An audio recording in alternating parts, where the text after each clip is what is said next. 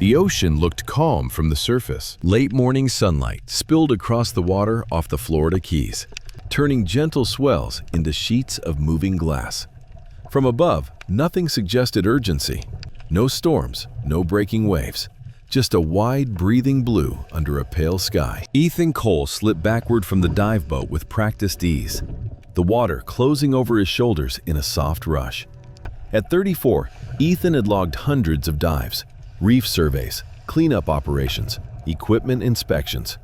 He was methodical by nature, more comfortable underwater than in crowds, more attuned to quiet shifts than loud signals. This dive was supposed to be routine. He descended slowly, bubbles streaming upward, the sunlight following him in wavering columns.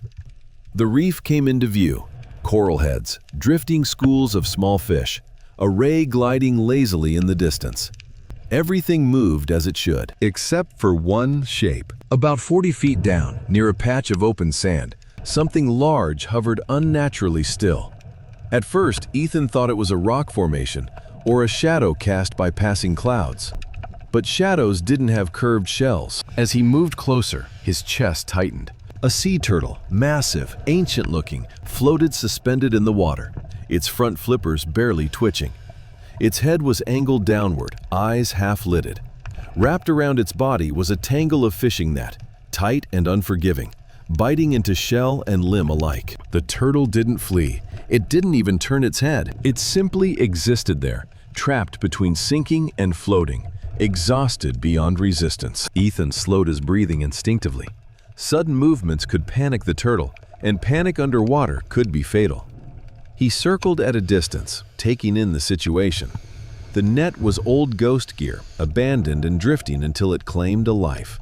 It looped around the turtle's shell, cinched under one flipper, and trailed downward like a snare. The turtle should have been gone long ago. Sea turtles were strong swimmers, alert, wary. This one was none of those things anymore. Ethan approached until he was within arm's reach. He raised one gloved hand slowly, letting the turtle see him. Its eyes shifted just enough to register his presence. No fear, just awareness. "You're tired," Ethan thought, the words forming silently in his mind. "You've been fighting too long." He checked his air supply. Plenty, but time underwater always had limits.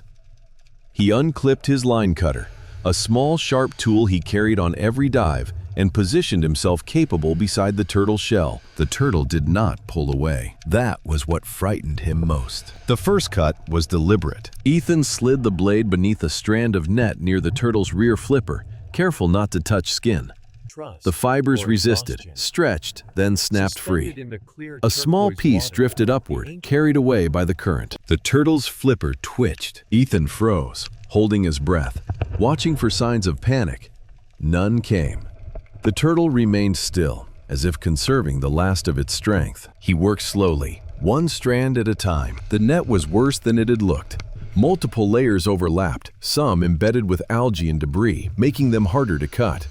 Several loops were pulled so tight around the turtle's shell that Ethan had to angle the blade precisely, slicing millimeter by millimeter. Minutes passed. Ethan became acutely aware of his own body, his breathing rhythm, the steady pull of the current, the ticking awareness of air consumption. He adjusted his buoyancy to stay level with the turtle, anchoring himself lightly in the sand to keep from drifting. The turtle's eye remained open now, watching him. There was no way to know what it understood. Whether it recognized help or simply accepted this new presence as part of its final moments.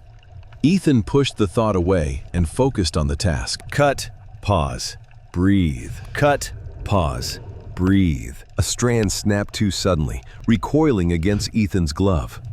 The turtle's body jolted, flippers flaring weakly. Ethan raised his hands, backing off slightly, projecting calm through stillness. "It's okay," he murmured into his regulator, knowing the turtle couldn't hear the words, but needing to say them anyway. The turtle settled again. As Ethan worked closer to the front flipper, he noticed abrasions. Raw skin where the net had rubbed for days, maybe longer. The flipper barely moved now, circulation compromised. If the turtle survived this, recovery would still take time. Ethan repositioned himself, fighting the awkward angles. Cutting too close to the flipper risked injury. Cutting too far risked leaving tension in the net that could tighten again. His arms began to ache. The ocean around them carried on. Fish darted past, unconcerned. Sunlight shifted overhead. The contrast was surreal. Life moving freely while this one ancient creature hovered on the edge of disappearing. Finally, with a careful slice, the loop around the front flipper loosened. The turtle inhaled sharply, its body rising slightly in the water column. Ethan felt his throat tighten. Almost there. One final cluster of net remained around the turtle's midsection. It was the thickest, most stubborn knot, and Ethan could feel the resistance even through his gloves. His air gauge dipped lower than he liked. He worked faster, but not rushed. There was no room for haste. The blade slipped under the last binding. Ethan applied steady pressure. Snap! The net fell away in slow motion, unraveling, drifting downward like shed skin. For a heartbeat, nothing happened. Then, the turtle moved. Its flippers extended fully for the first time, slow and deliberate. It lifted its head, turning slightly, testing its freedom.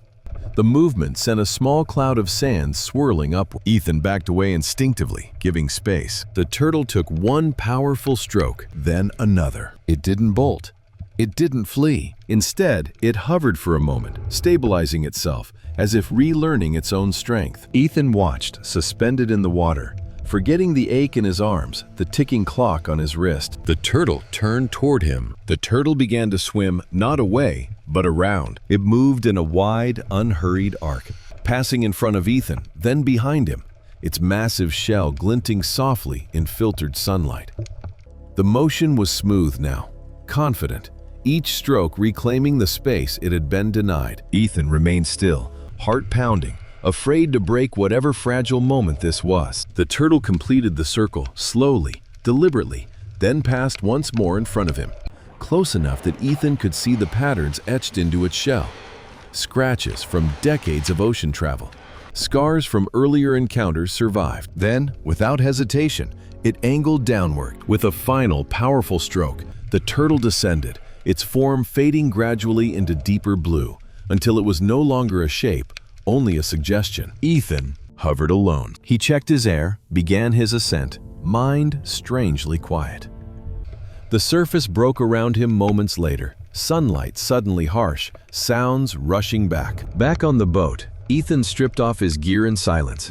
His hands trembled slightly, not from cold, but from release. He didn't speak much on the ride back. That night, lying awake, he replayed the dive again and again. Not the cutting, not the danger, the stillness, the trust, the circle.